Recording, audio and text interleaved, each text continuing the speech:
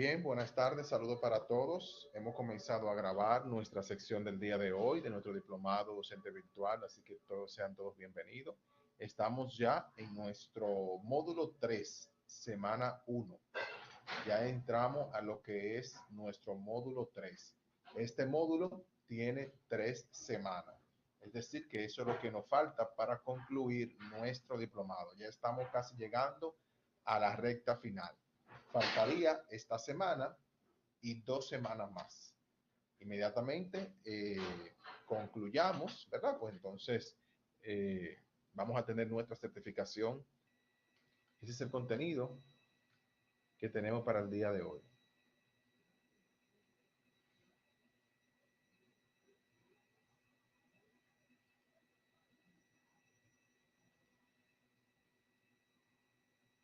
Bien, entonces hablemos un poco de lo que es esta evaluación. Igual como se hace en el entorno, claro, con ciertas diferencias, pero igual como se hace en el entorno presencial para usted evaluar los aprendizajes, pues asimismo en el entorno virtual igual se realizan evaluaciones con el objetivo de que de comprobar que el aprendizaje pues entonces está haciendo efecto o se está llevando a cabo en los diferentes participantes, en los diferentes participantes de su curso. En ese sentido, ¿verdad? Tenemos un gran desafío porque no tenemos lo que es la presencialidad. Entonces, nuestro desafío como docente es precisamente asegurar que los participantes tengan un buen aprendizaje y eso lo podemos verificar a través de las evaluaciones. Aquí también tenemos un elemento y es que como no tenemos un contexto físico, pues entonces a veces no vemos la necesidad de hacer mejores evaluaciones para asegurar de que realmente los participantes son las personas que han correspondido a esas evaluaciones. Porque a veces se nos queda la duda que si realmente eso es un desafío de la docencia virtual. Realmente cuando diseñamos evaluaciones, usted no sabe lo que va a pasar de aquel lado de la pantalla. Y eso no pasa, no solamente, o sea, eso no solamente nos pasa a mí, sino a todos los docentes. Usted está en un ambiente no controlado. Cuando usted está de manera presencial, usted está en un ambiente controlado. Usted pasa las pruebas, pasa los exámenes, por ejemplo, las evaluaciones, y usted está bajo control de lo que pasa en el aula. Usted está supervisando el desempeño que están teniendo los participantes. Sin embargo, cuando estamos en este tipo de metodología en entornos virtuales, pues hay algunas cosas que se salen de nuestro control porque después de la pantalla, de lo que pase de ahí de la pantalla no necesariamente, pues nosotros lo podemos hacer, lo podemos manejar. Hay algunas estrategias que podemos utilizar dependiendo del el nivel que se utilice para elaborar las pruebas.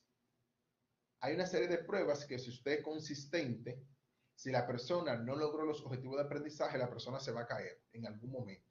Evidentemente el objetivo no es reprobar a nadie, pero sí nuestra responsabilidad es asegurar que los participantes realmente hayan adquirido el conocimiento o las competencias y puedan. Hay algunas alternativas, maestra Lady, que nosotros vamos a tomar en cuenta a la hora de evaluar el aprendizaje. Y eso nos va a permitir a nosotros que si la persona no adquirió los conocimientos necesarios, pues realmente se va a ver reflejado. Bien, entonces sí, hay algunas formas y lo vamos a ver en el transcurso del contenido.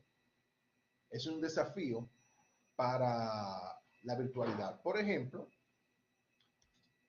eh, donde yo estudié, yo hice una maestría a distancia, los exámenes eran presenciales. O sea, tú tomabas exámenes en línea, que eran como pruebines. Era como una universidad de España, pero para examinarte, ellos tenían que venir. Ellos venían aquí al país a examinarte, a dar el examen presencial. Tú tienes que presentarte con tu cédula y todo lo demás. Y se supone que si tú fuiste que desarrollaste el contenido de la asignatura, pues entonces cuando te daban el examen de manera presencial, pues ese contenido no va a ser extraño a ti, porque tú lo desarrollaste. Entonces hay algunas formas. pero eso ya hay un componente presencial, pero hay algunas formas de hacerlo en el componente en línea. Evidentemente, siempre hay un riesgo en la evaluación, siempre hay un riesgo, pero vamos a utilizar, ¿verdad? ¿Cómo minimizar ese riesgo? De hecho, incluso en las preguntas, y eso lo vamos a ver la semana que viene, quizás me estoy adelantando un poco, en las preguntas de desarrollo, que son preguntas de ensayo, los estudiantes la conocen regularmente como preguntas de desarrollo. Aquí el sistema, la plataforma, permite el plagio, detectar el plagio, que a veces, por ejemplo, copian del internet y te lo pegan en el examen, en una pregunta abierta, en una pregunta de ensayo. Y también tú puedes verificar si esa pregunta es original o si fue plagiada. Dice Marlene, si utilizamos formulario de Google, por ejemplo, podemos establecer un tiempo límite para que el estudiante complete la prueba. Así se puede controlar el archivo y supongo que otras herramientas también incluyen el tiempo límite. Es correcto, maestra Marlene. Nosotros, por ejemplo, aquí en la plataforma también se utilizan lo que es el tiempo. Y eso es una forma de controlar el fraude, efectivamente. Es una forma. Y el tiempo, evidentemente, usted tiene que configurarlo dependiendo de la complejidad de la prueba. La complejidad, incluso, maestros, ya eso se usa a otro nivel, pero sí se usa. Incluso a mí me lo han hecho como estudiante. Nosotros, ¿verdad? Fuimos certificados por Blackboard en eTeacher, que es educación, ¿verdad? Virtual. Todo este programa que ustedes hicieron, yo tuve que hacerlo, pero un poco más profundo, porque era una certificación a nivel internacional, etcétera, etcétera. Pero en el fondo es la misma capacitación que yo hice. O sea, todo el docente de allá debió de pasar por este proceso de capacitación de educación virtual y certificarse. Cada curso de ese tiene un examen, tiene actividades en la plataforma y tiene examen. Tú tienes que tener un acumulado en las actividades de la plataforma para tú tener el examen de eTeacher de cada módulo. Pero a lo que me quiero referir es, ¿qué pasa? Para tú tomar ese examen, hay un software, primero con tiempo, ¿verdad? Y segundo, hay un software que ellos te exigen que tú le integres a la computadora. Se llama Respondo el software. Y ese software no te permite a ti abrir ninguna otra página, se te bloquea automáticamente la computadora. Y tiene que estar frente a la cámara. Porque si tú te moviste de la cámara y la cámara, el sensor no te reconoce, se bloquea la computadora también, se bloquea la pantalla.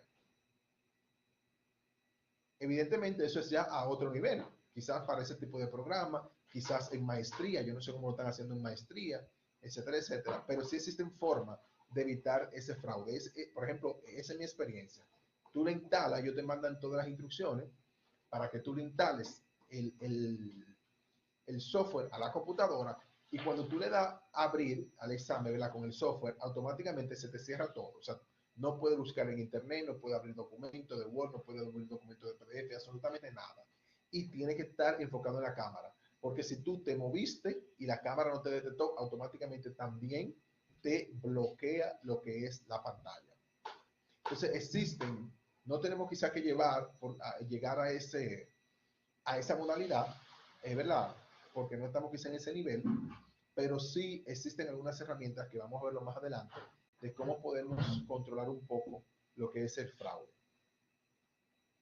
Bien, entonces, aunque hoy no vamos a hablar directamente de las pruebas, sino de las evaluaciones en sentido general, ya la próxima clase, la próxima semana, vamos a hablar de las pruebas, donde ustedes van a tener en la próxima semana que configurar exámenes en la plataforma. Cuando hablamos de la evaluación no es más que la expresión que se pretende expresar, valga la redundancia, ¿verdad? Del grado de suficiencia o insuficiente de los conocimientos, destreza o habilidades de un estudiante como resultado de la aplicación de algún tipo de prueba, alguna actividad, algún examen, etcétera, etcétera. La evaluación no es más que confirmar o verificar qué tanto el estudiante ha alcanzado un grado de destreza, sea en los conocimientos, en las habilidades, etcétera, etcétera. La medición no es más que medir, ¿verdad? Orientada a que a la obtención y registro de información cuantitativa sobre cualquier hecho o comportamiento. Es el proceso en la medición de asignar una cantidad al atributo que se considera. Se utilizan, por ejemplo, indicadores. Ustedes, como trabajan en competencia, por ejemplo, ustedes utilizan indicadores, ¿verdad? ¿Para qué? Para medir el aprendizaje de los alumnos. Esos indicadores te van diciendo a ti, te van midiendo qué tanto alcanzó ese estudiante en esa competencia.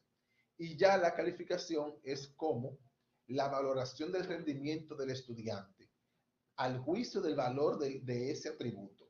Esa es la calificación. Es como valorar ya en términos cuantitativos el rendimiento que ha tenido ese estudiante.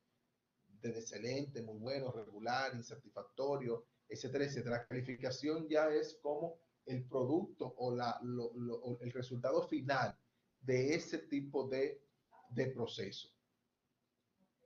Hay diferentes tipos, los principales tipos de evaluaciones.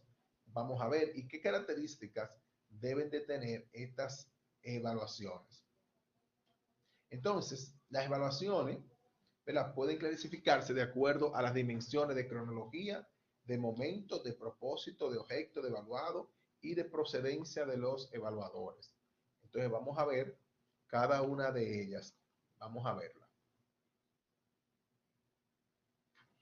Por ejemplo, una evaluación de momento puede ser una evaluación inicial, puede ser una evaluación continua o puede ser una evaluación final. Eso va a depender del tipo de momento. Por ejemplo, hay evaluaciones que se hacen al inicio, que es quizá un primer parcial o a término medio. Hay evaluaciones que se hacen siempre, cada X tiempo, dependiendo del programa. Y hay evaluaciones que se hacen al final del programa. Eso es un tipo de evaluación que se hace dependiendo el momento. Al inicio, quizás después de haber iniciado el programa, ¿verdad?, de haber trabajado en un contenido, puede ser continua y esa es una de las recomendables, las evaluaciones continuas. ¿Por qué? Porque en la medida que se evalúa de manera continua, hay una retroalimentación de por medio. Y como existe una retroalimentación de por medio, el participante tiene la oportunidad de hacer los arreglos de lugar para adquirir una competencia o desarrollar una habilidad en particular. Como por ejemplo nosotros aquí siempre vivimos evaluando de manera continua. ¿Por qué? Porque, por ejemplo, en lo del Sambo, le da la oportunidad. Imagínese usted que esa evaluación del Sambo yo la dejara para final del diplomado, corregirle a todo el mundo en agosto, al final de este mes, por ejemplo, el proyecto final. Pues entonces esta retroalimentación no va a tener el efecto necesario en los participantes, porque ya ha pasado un tiempo, quizá pudieron hacer un mejor trabajo, quizá pudieron desarrollar otras habilidades, sin embargo no tuvieron la evaluación en el momento indicado. Entonces, en la medida de lo posible que nuestro programa nos permita, es importante tener esa evaluación de manera continua, porque eso le va a permitir al estudiante poder hacer los ajustes de lugar y esa retroalimentación. Y está la evaluación al final, que es ya el resultado final de todo el proceso. ¿Qué pasa? Ese desde mi punto de vista. Si las evaluaciones continuas se realizaron de manera correcta y se retroalimentó, la evaluación al final probablemente sea una muy buena evaluación, porque pudieron hacerse los ajustes de lugar. Ahora, si yo dejo todo para evaluarlo al final, pues probablemente no tenga un buen resultado. Existe más probabilidad de tener un buen resultado si se hace las evaluaciones continuas que dejar toda la evaluación para el final. Porque la evaluación continua, antes de que llegue ya al final, al final del proceso, pudo haberse hecho los ajustes de lugar. Entonces, es mucho más, la experiencia para el participante es mucho más enriquecedora, porque tuvo chance. Por ejemplo, en mi práctica docente, nosotros tenemos que entregar un proyecto final. O sea, ellos tienen que entregar un proyecto final, mis estudiantes de grado que están en la universidad. Sin embargo, ese proyecto final tiene una división. A mitad del curso, deben de presentar, el proyecto final tiene 5 requerimientos. Entonces, a mitad del curso tienen que presentar ya los requerimientos 1, 2 y 3. Yo los retroalimento, le corrijo si hay que corregirle, le digo qué cosas tienen buenas y qué cosas tienen que mejorar, y eso le da una oportunidad a ellos para seguir desarrollando el aprendizaje, tienen la oportunidad de corregir lo que está mal y ya al final ya presentan su proyecto totalmente acabado. Existe también las evaluaciones de acuerdo al propósito. Está la evaluación diagnóstica, la evaluación formativa y la evaluación sumativa. Y va a depender del propósito de cada una. Por ejemplo, la evaluación diagnóstica es una evaluación que se inicia al inicio, se hace al inicio de un proceso de aprendizaje. Este tipo de evaluación lo que nos permite a nosotros es conocer el nivel de conocimiento o de habilidad que tienen los participantes respecto al contenido que vamos a estar trabajando.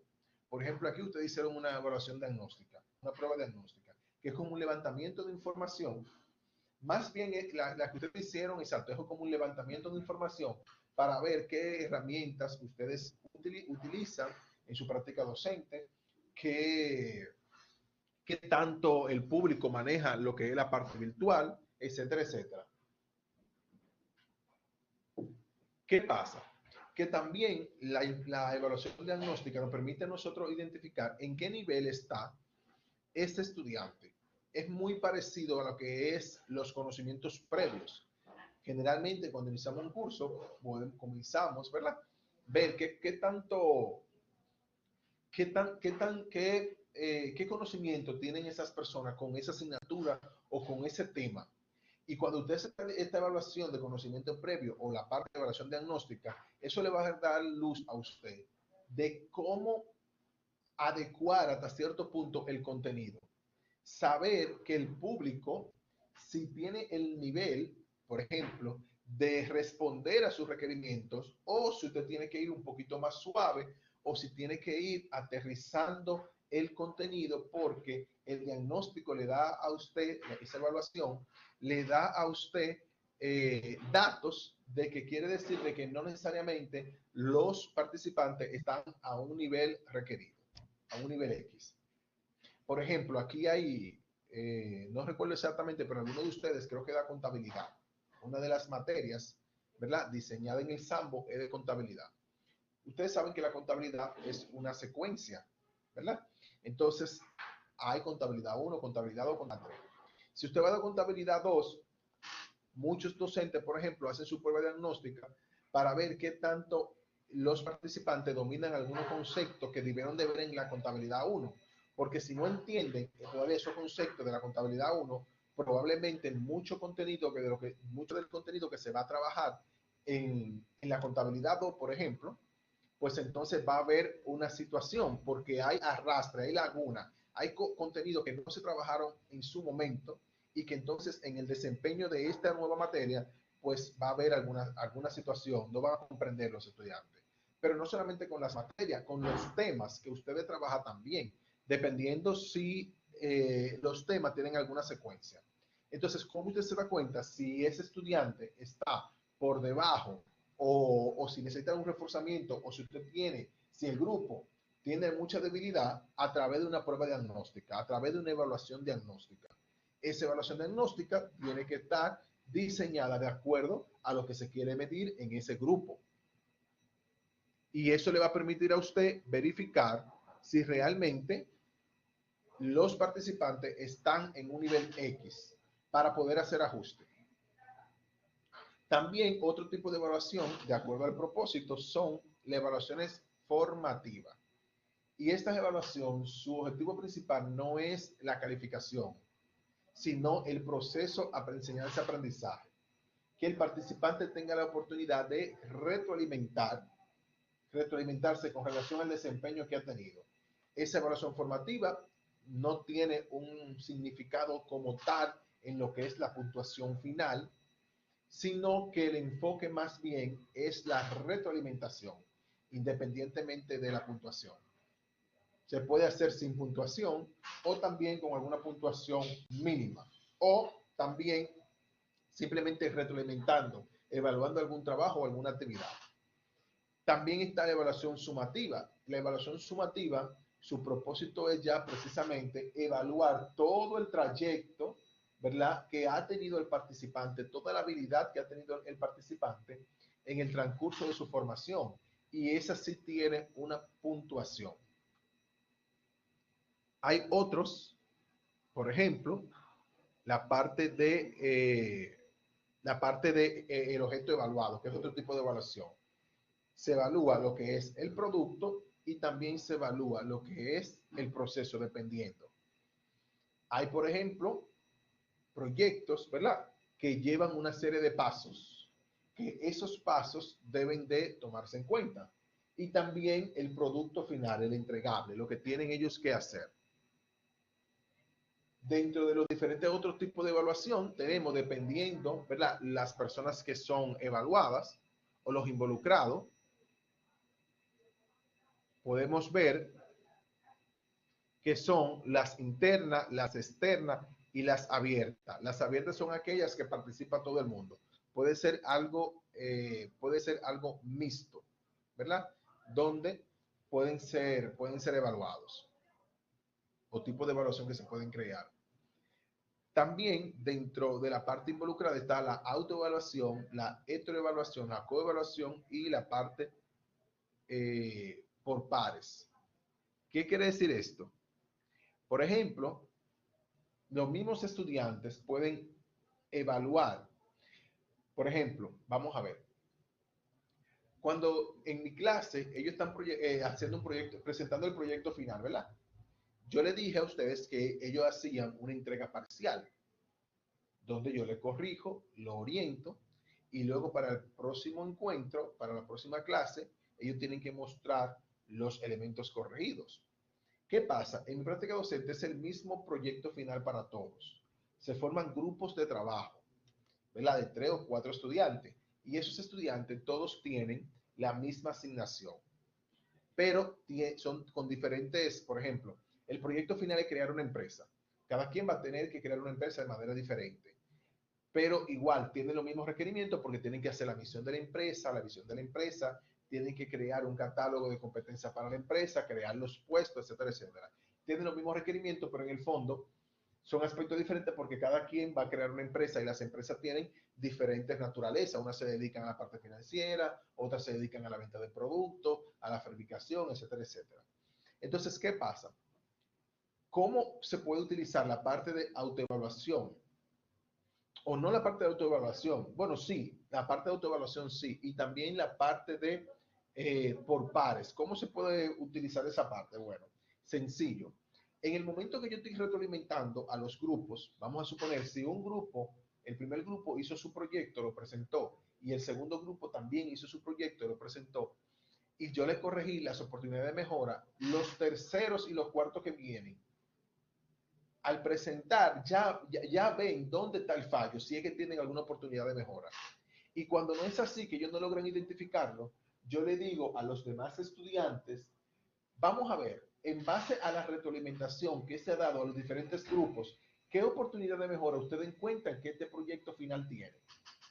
Por eso siempre se le concientiza, o por lo menos en el caso mío, a los participantes que presten atención a la retroalimentación, porque cuando se retroalimenta un grupo para un proyecto final, los demás pueden verse identificados con esa necesidad y antes de que presenten su proyecto ya ellos saben qué oportunidad de mejora tienen. Y cuando no es así, yo lo guío. Digo, el grupo número 1, por ejemplo, presentó tal proyecto con esta situación. De esta retroalimentación que se le hizo a ese grupo, ¿qué cosas ustedes creen que aquí podemos aplicar? En base a esa retroalimentación, ¿qué cosas se le pueden aplicar para este proyecto de este grupo? Y así se da lo que es la parte de evaluación por pares, donde compañeros pueden, y la parte de coevaluación también. Y ellos mismos se autoevalúan, porque como les digo, a veces cuando presentan el proyecto y ya hay 2 o 3 que fueron adelante y fueron retroalimentados, ese mismo grupo se autoevalúa y dice, ah, mira, aquí estamos fallando o podemos hacerlo de una mejor forma. Bien, entonces los tipos de evaluación se pueden clasificar de esta forma, de manera cronológica, dependiendo también el momento, el propósito, dependiendo del objeto evaluado y dependiendo también las personas que están involucrados.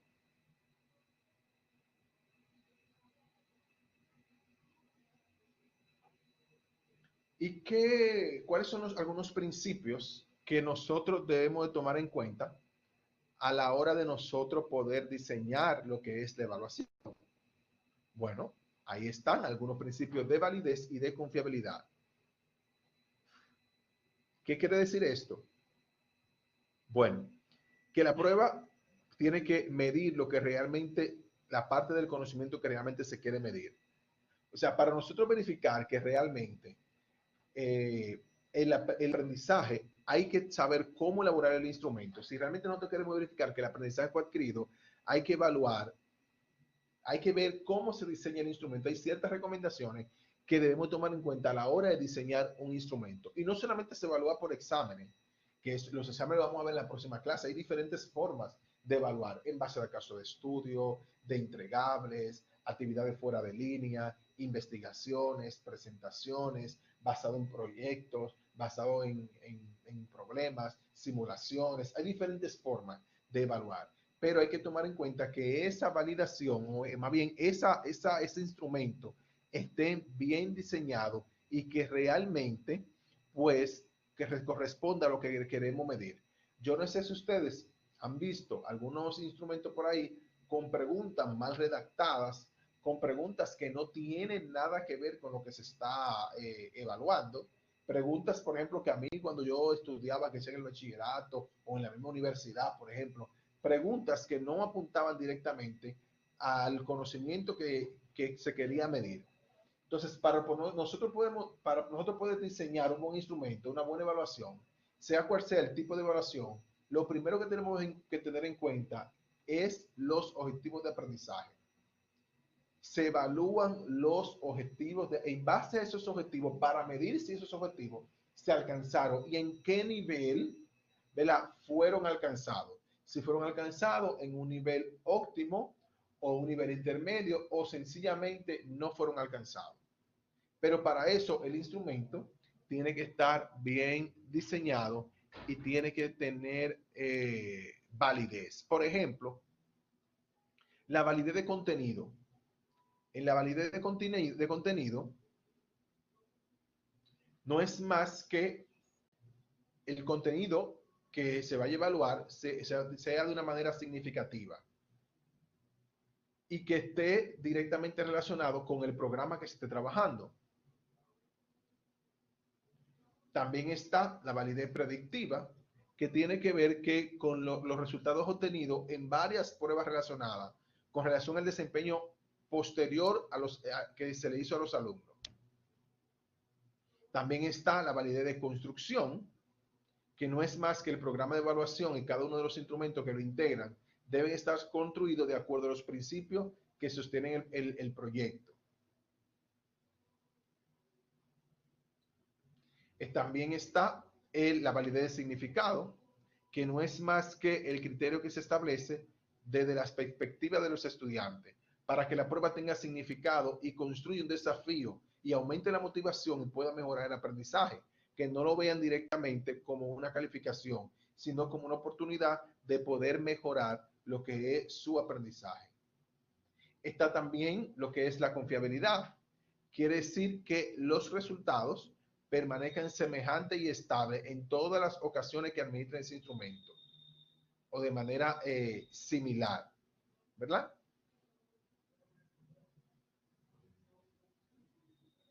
También la parte de utilidad, que esa prueba realmente pueda satisfacer las necesidades del proceso de enseñanza-aprendizaje. Pero si yo aplico una prueba o una actividad X y eso a mí no me sirve, pues entonces no es útil lo que es la evaluación.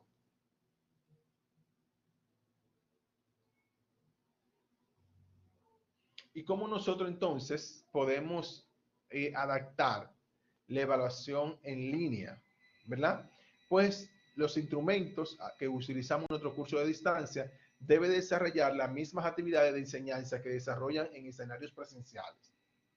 Nuestro curso, de manera virtual, debe adaptar sus prácticas y contenido a escenarios educativos diferentes a los presenciales mediante una cuidadosa planificación que contemple la característica de esta modalidad educativa. Aunque no es lo mismo evaluar de manera presencial que de manera virtual, sí debemos de tomar en cuenta algunos aspectos que son importantes para poder evaluar. Utilizar las diferentes herramientas digitales para comprobar que se haya alcanzado los objetivos.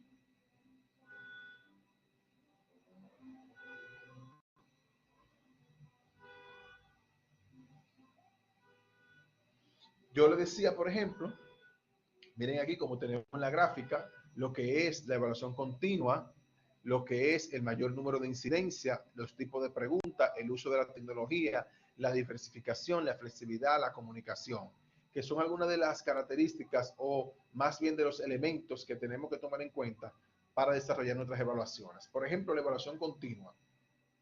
Eso permite disminuir hasta cierto punto, ¿verdad? La evaluación continua permite disminuir hasta cierto punto lo que son las brechas de aprendizaje, por lo que le comenté al principio. Tiene la oportunidad de ir cubriendo esas brechas de aprendizaje. También está la parte de mayor número de instancias, el peso que corresponde a cada evaluación. Y ese peso va a corresponder precisamente de la complejidad de lo que es la evaluación. Hay, por ejemplo, una evaluación que vale un 20%, un 30%, un 40% del total del proyecto final. Por ejemplo, aquí, o del curso final. Por ejemplo, aquí ustedes tienen un proyecto final y ese proyecto tiene un porcentaje, pero hay otras evaluaciones y esas evaluaciones tienen promedios. A mayor dificultad, pues mayor debe ser, ¿verdad?, el porcentaje y dependiendo del objetivo de aprendizaje también.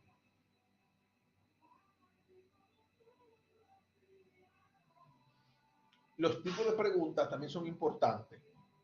Hay que tener un banco amplio de preguntas para poder trabajarlo. Ese banco de preguntas es una de las herramientas que podemos utilizar para qué, para evitar lo que es el fraude y comprobar realmente los objetivos de aprendizaje.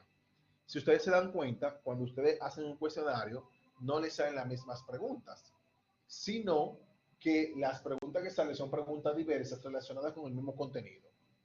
Cuando ustedes implementen sus exámenes o sus pruebas en, en su práctica docente, lo ideal es usted tener un banco de preguntas.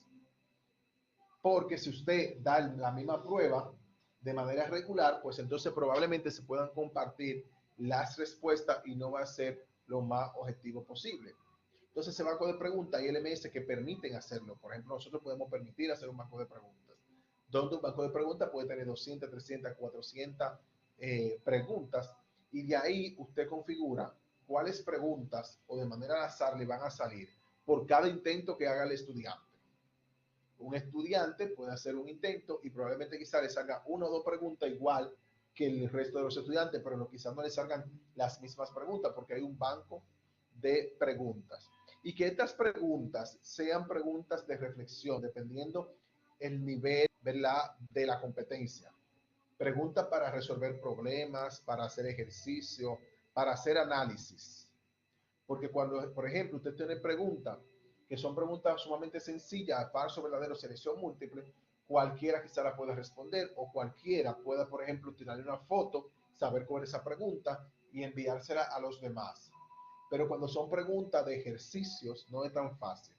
Cuando son preguntas de resolver problemas, donde los participantes deben poner en práctica su capacidad, pues entonces es diferente. También utilizar la tecnología que tenemos disponible, evidentemente, como estamos en un entorno virtual. La diversificación de los tipos de actividad, sumamente interesante, como por ejemplo, ¿verdad?, las tareas, ¿verdad?, ejercicios, las presentaciones, los videos, o sea, diversificar los diferentes tipos de actividades. Usted puede poner un video y en base a ese video, la persona puede realizar una actividad X, haciéndole varias preguntas con relación a ese video o enfocando el contenido que usted quiera también.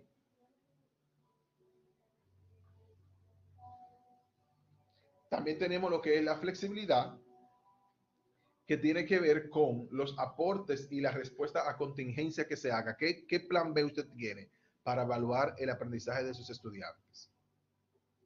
¿Cuáles son algunos de los principales riesgos? ¿Están ahí? Yo estoy aquí hoy y ustedes están calladitos. ¿Están ahí? Díganme sí o no. Estamos aquí, maestro. Ah, muy bien, perfecto. ¿Está bien? Bien, gracias. ¿Cuáles son los principales riesgos? Casi ya le voy a poner un video un poquito más dinámico y ese video habla de los principios que debemos tomar en cuenta a la hora de la evaluación. Bueno, de los riesgos que tenemos, denme un segundito. Veo que están en el chat, vamos a ver. Ah, sí, sí, están ahí, están activas. Activos, están, despierten, dice la María Trazarín. Bien, ¿cuáles son algunas dificultades? Por ejemplo, las dificultades en la realización de la prueba, que son los problemas experimentados con algunos dispositivos electrónicos, dificultades, por ejemplo, para el acceso a la conectividad. También, otro riesgo que tenemos es la conducta indebida, que se refiere a la copia, al plagio, o a copiar de manera falsa, ¿verdad? Lo que es la identidad de una persona, usted hacerse pasar por una persona y poder entonces realizar lo que es esa evaluación. Eso es uno de los riesgos que nosotros podemos enfrentarnos. Ahora, siempre, bueno, hay que hacer un plan B. Por ejemplo, con lo de la conectividad, yo siempre le digo a los estudiantes que tengan su plan B, que su computadora, que la carguen bien, eh, o celulares, etcétera, etcétera, y se le busca la vuelta. Si un estudiante en un momento no puede desarrollar la prueba, pues entonces usted le busca la vuelta y ver entonces cómo ese estudiante más adelante la puede desarrollar, pero tomando en cuenta la fecha de entrega, o sea, no pasarse más para que no tenga ninguna situación.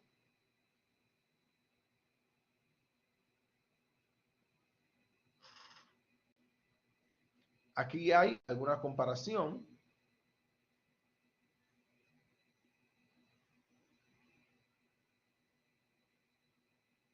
Dice, profe, ¿cómo es que se hace? Varias preguntas en varios intentos, donde el primer intento no es lo mismo, no es el mismo las veces que se coloca. Sí, maestro, mire cómo funciona. Se hace un banco de preguntas. Ese banco de preguntas se archiva dentro del LMS. Entonces, a la hora de usted elaborar la prueba, ¿verdad? Usted puede seleccionar del banco de preguntas las preguntas específicamente que usted quiere que le salgan. Entonces, ¿qué pasa? A la hora de configurar el examen, la plataforma le va a dar la opción de que sea al azar, de que por cada intento sea al azar. Entonces, de ese banco de preguntas que usted tiene ahí, la plataforma, en cada intento, cada vez que una persona le dé iniciar intento, lo va a hacer de manera al azar y lo va a sacar de ahí. Pero primero hay que construir el banco de preguntas. Eso es lo primero, hay que construir ese banco de preguntas. Ese banco de preguntas tiene que ser un banco amplio. ¿Cómo se hace? Generalmente lo podemos dividir en diferentes maestros. Por ejemplo, si somos del mismo centro o damos la misma materia, por poner un ejemplo, y usted da social y yo también doy sociales, entre los dos, usted toma una parte del contenido y usted hace un grupo de preguntas y yo puedo hacer otro grupo de preguntas. Entonces, entre todos, ¿verdad? Los maestros que dan esa docencia o esa clase o esa materia o ese tema, dependiendo la dinámica, ¿verdad? Nos podemos dividir el material para hacer ese banco de preguntas. Por ejemplo, si la materia tiene 5 temas y hay 2 profesores que son los que dan esa materia, yo puedo poner un ejemplo, pues entonces se dividen a cada uno. A ese profesor le va a tocar 100 preguntas, por ejemplo, o 20 preguntas, o 30 o 40 de los temas tal y tal y tal. A este profesor se le divide y se le pone esa cantidad, esa asignación. Cuando usted elabore esas preguntas, pues entonces las comparamos, verificamos y entonces digitamos esas preguntas en la base de datos de la plataforma. Entonces, todo el que de esa materia puede utilizar ese banco de preguntas. O sea, ese banco de preguntas le va a servir a todos los docentes de esa materia en particular. Cuando se configure en la plataforma, automáticamente usted le va a poner en los intentos de los estudiantes que sea aleatorio, al azar. Por cada intento, entonces se hace. Así, eso es lo más recomendable. Pero tienen que usar un banco de preguntas bastante amplio y mantenerlo actualizado. Porque puede dar servicio de que esas preguntas ya los estudiantes ya se las sepan. Entonces hay que estar bastante. Por eso un banco de preguntas tiene que tener, dependiendo, 400, 500, 300 preguntas. Y un poquito más, dependiendo la complejidad del contenido. Y generalmente los exámenes son habilitados para un solo intento. Pero hay pruebas que pueden tener más de un intento, cuando son una prueba sumativa, informativa, perdón. Eso es lo ideal, ese banco de preguntas. Cuando estábamos de manera presencial, ¿qué hacíamos? Exámenes diferentes. Eso era lo que yo hacía de manera presencial. Yo tenía 3 exámenes diferentes. Examen A, examen B, examen C, y dependiendo. A veces lo daba los 3 en la misma aula. A veces, dependiendo del grupo, daba un solo examen. Un solo examen. O sea, por ejemplo, en este trimestre daba el examen A, pero en el siguiente trimestre daba el examen B y en el siguiente daba el examen C, por ejemplo. O también, dependiendo del grupo, como le digo, lo ligaba. En una sola sección tenían varios exámenes. O a veces el mismo contenido, pero el mismo examen, pero planteado de forma diferente. Y aquí entonces, eso cuando estamos presencial, aquí de manera virtual, lo que lo hacemos es un banco de preguntas.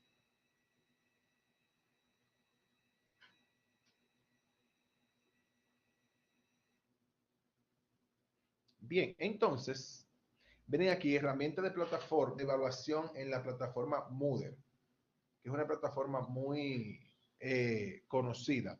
Vamos a ver, creo que casi no se ve bien, para que podamos compartir rápidamente. Y ustedes quizás han tenido experiencia en esta plataforma.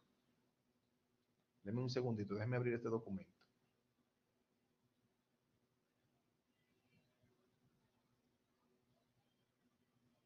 Denme un momentico.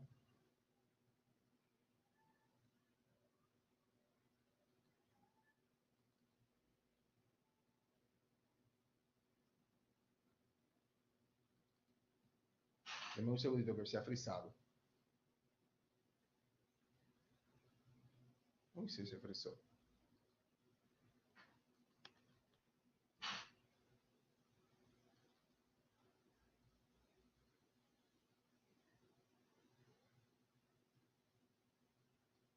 Está frizado.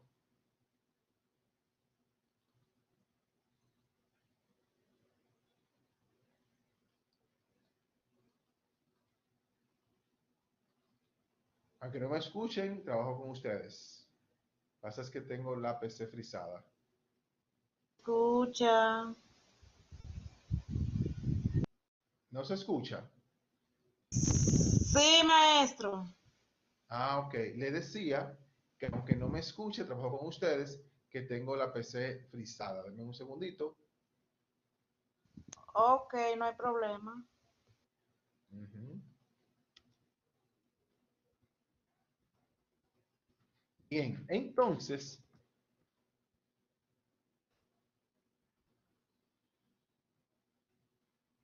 un momentico.